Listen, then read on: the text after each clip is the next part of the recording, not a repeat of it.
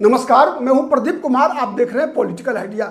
Political idea के आज के इस अंक में आप सभी दर्शकों का बहुत बहुत स्वागत है। मित्रों, आज एक ब्रेकिंग न्यूज फिर से भारतीय जनता पार्टी के हवाले से समाचार है कि भारतीय जनता पार्टी ने अपनी एक बुजुर्ग विधायिका भागीरथी देवी का टिकट काट दिया है। रामनगर सुरक्षित विधानसभा सीट से कई चुनाव लगातार जीतने वाली भागीरथी देवी इस बार बेटिकट कर दी गई हैं। साथ ही बेटिकट हुई हैं रश्मि वर्मा, नरकटियागंज विधानसभा क्षेत्र की विधायिका, काफी चर्चित चेहरा चंपारण का, पश्चिमी चंपारण का। उनको भी बीजेपी ने इस बार उनका भी टिकट काट दिया है। ये दोनों महिला विधायिकाओं का टिकट चंपारण में कटा है। इसके अलावे और जितने भी बीजेपी के विधायक थे सबका टिकट सबको रिपीट किया गया है। चर्चा थी कि उप मुख्यमंत्री रही रेणु देवी, जो वर्तमान में नीतीश कुमार की सरकार में मंत्री भी हैं, उनका भी टिकट कटने की चर्चा थी। लेकिन रेणु देवी ने अपना टिकट बचा पाने में कामयाबी हासिल की है। बेतिया शहर से बेतिया के पूर्व भारतीय जनता पार्टी के जिलाध्यक्ष बड़े दावेदार थे दीपेंद्र सर्राफ, लेकिन उनको टिकट नहीं मिला। साथ ही रेणु देवी का भतीजा भी दावेदार थे वहां से, लेकिन उनको भी निराश होना पड़ा। रेणु देवी को दोबारा टिकट मिल रहा है। जो दो उम्मीदवार बदले गए हैं भारतीय जनता पार्टी की पश्चिमी चंपारण में, तो रामनगर सुरक्षित विधानसभा सीट भागीरथी देवी का टिकट कट गया है और उनके बदले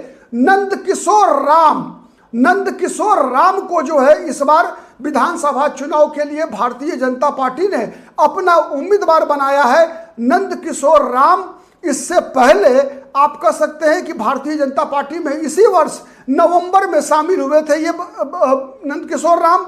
इससे पहले नंदकिशोर राम जो है भारतीय जनता पार्टी में नहीं थे, तो नंदकिशोर राम को इस बार भारतीय जनता पार्टी ने अपना उम्मीदवार बनाया है। ये एक बड़ा समाचार निकल कर आ रहा है। साथ ही नरकटियागंज विधानसभा क्षेत्र से रश्मि वर्मा के बदले में बीजेपी ने इस बार फिर एक महिला उम्मीदवार को ही टिकट दिया है यहां से, और उनका नाम है रेणु देवी। जिला परिषद की पूर्व अध्यक्ष रही है, डिस्ट्रिक्ट बोर्ड की चेयरमैन रही है रेणु देवी, ठीक है।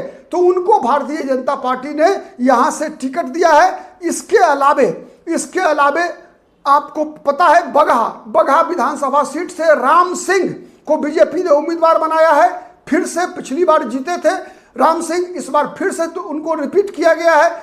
उसके अलावा लौरिया विधानसभा सीट से विनय बिहारी एक बार फिर अपना टिकट बचाने में कामयाब रहे हैं। नौतन विधानसभा सीट से पूर्व मंत्री नारायण प्रसाद को भी इस बार फिर से टिकट मिला है। एक और चर्चित सीट चनपटिया, जहां से जो यूट्यूबर है मनीष कश्यप के चुनाव लड़ने की चर्चा है, तो उस विधानसभा सीट चनपटिया से बीजेपी ने फिर से एक बार उमाकांत सिंह पर ही विश्वास जताया है।